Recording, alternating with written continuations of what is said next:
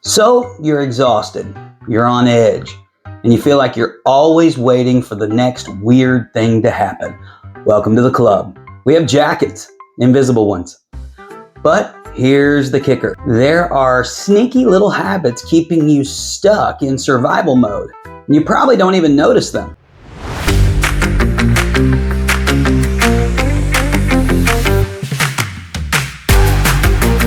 Hi, I'm Adam Robison, and I've helped a lot of people move from surviving to thriving. I also own more notebooks than friends. So, I'm trustworthy. Let's get into it.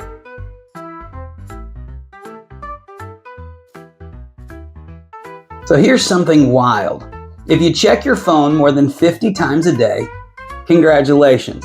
You're probably stuck in something I call hypervigilance. And yes, I see you checking your phone right now. This is when you're always scanning for threats. You check every room for exits. You can't sit with your back to the door, and you jump when a squirrel sneezes outside.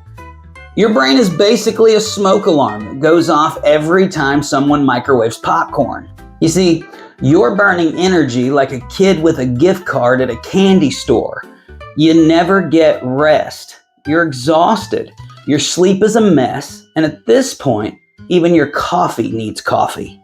So how do you get free from this? Well, I suggest trying micro moments of safety.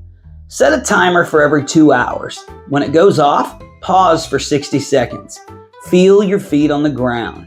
Take 3 slow breaths and name 5 things you can see. You're teaching your nervous system what calm feels like. I tried this once in public, and I just started naming objects out loud. People thought I was doing performance art. It's pretty cool. I used to live in this state, always tense, always ready for danger. It took months of practicing these micro moments before my body finally started believing it was actually safe. My therapist was thrilled, but my dog was confused.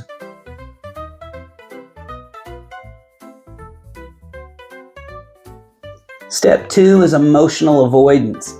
If you've ever reorganized your entire closet just to avoid your feelings, hi, again, welcome to the club. We meet Thursdays, and there's snacks. Emotional avoidance looks like staying busy, binge watching shows, endlessly scrolling, or starting a new hobby every 15 minutes. Anything to avoid that weird, squirmy feeling inside. Emotions? Never met her. The reason why this keeps you stuck is those emotions don't disappear. They just move in, rearrange the furniture, and start charging you rent in the form of tension and stress. So, when you're ready to set yourself free, I suggest daily emotional check-ins. Once a day, ask yourself, what am I feeling right now? Don't judge it. Don't try to fix it. Just name it. I'm anxious. I'm numb. I'm angry that my phone battery is at 4%. Naming emotions actually helps your brain process them. Science, anyone? The first time I did this, I realized I'd been carrying around anger like it was a gym membership I never used. Just naming it brought it to immediate relief. Also, I found my keys. Bonus!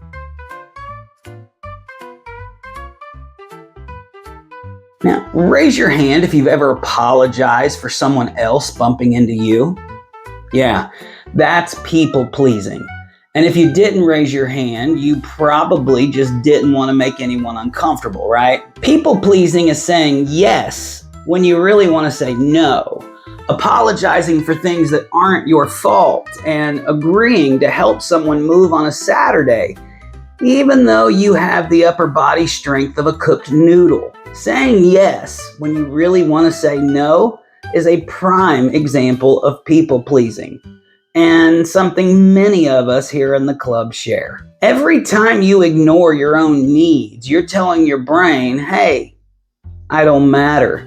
And your brain, being very literal, goes, okay, I guess we're doing that now. So I suggest starting with one boundary baby step.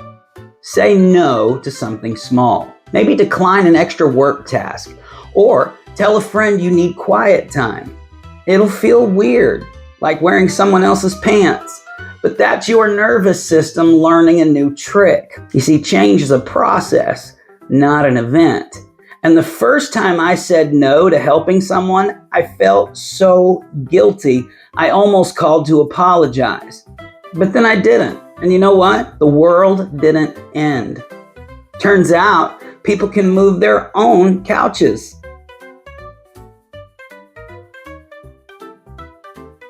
Number 4, chaotic or non-existent routines. Now, here's the habit that sneaks up on you. Thinking you don't need routines because you're a free spirit, which is code for I eat dinner at 2 a.m. and have no idea where my pants are. You eat at random times, sleep at random times, whenever you want to, and your days are as predictable as a raccoon with a caffeine addiction. Your nervous system is screaming for structure, but you're like, schedules are for losers. But without routines, your brain never learns what safety feels like. So it's always on high alert, waiting for the next plot twist. So let's get free from this. Pick one tiny routine and stick to it for a week. Make your bed. Drink water after waking up. Journal for 5 minutes. The goal isn't to become a robot. It's to create a little island of predictability in the sea of chaos. For me, I started making coffee every morning.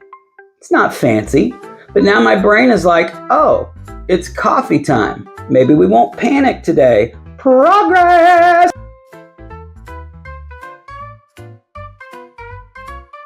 Last habit, and it's the sneakiest one because it doesn't even have the decency to show up wearing a name tag. Negative self-talk. You know that voice in your head that's like, wow, great job, genius. Maybe next time you'll remember how to be a person. It's like having your own personal heckler, except you can't kick them out because, surprise, it's you. Here's how it works. You spill coffee and suddenly it's classic. You can't do anything right. Why do you even try? You're such a loser. You're everything that person thought you were when they looked at you yesterday and you didn't think they were looking at you very nicely. Meanwhile, if your friend did the same thing, you'd be like, it's just coffee, dude. We've all been there. Want to grab a donut? But for yourself, it's full-on Shakespeare tragedy over a coffee stain. It keeps you stuck because every time you roast yourself internally, your brain's like, oh, we're under attack again, but from inside the house. So it keeps you in survival mode, just in case you decide to, insult yourself into oblivion. Believe me, there have been times in my life when I've actually tried. How do you get free? Well, here's my favorite trick, the best friend filter. Before you say something mean to yourself, ask, would I ever say this to my best friend? If the answer is absolutely not, or what am I, a monster? Then don't say it to yourself either. Try talking to yourself like a golden retriever who learned how to sit. Oh, look at you. You tried. You're doing great. Here's a treat. Now, the treat is optional, but honestly, if you're battling from this, you deserve it. I used to call myself an idiot so many times a day, my brain thought it was my legal name. Now, when I mess up, I just go, that's weird. Let's try again. Turns out, being nice to yourself is a way less exhausting way to live. Who knew? Well, there you have it. 5 daily habits that keep you stuck in survival mode.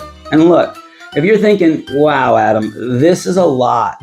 I just wanted to watch a video and now I have to change my entire life. Don't worry, I get it. I too have looked at my habits and thought, oh great, it's me. I'm the problem. Fantastic. But here's the deal. You don't have to fix everything all at once. Just like it took a process for you to load all these mental bags into your brain that carry and weight you down, it's a process to get rid of them too. Pick just one habit, the one that made you go, oh no, he's talking about me, and start there. Small steps, my friend. Rome wasn't built in a day, and neither was my ability to drink water like an adult. Now, if you want my help actually getting free from your childhood trauma, because let's be honest, who doesn't want a little help with that? Check the description for a worksheet that I made just for you. It's free, it's practical, and it won't judge you for eating cereal at midnight. And if all of this seems like too much, like, Adam, I can't even pick a Netflix show. How am I supposed to heal my entire nervous system? I got you, fam. There's a video right here with one healing technique for your mental health. Just one. Even I can do one thing. So, which habit called you out today? Drop it in the comments so we can all feel awkward together. Smash that like button, and if you related, subscribe for more. We come out with 2 videos a week. Remember, you're not broken. You're just a person who survived some wild stuff, and you're doing great. See you on the next one, and don't forget to check the description before you wander off and reorganize your sock drawer.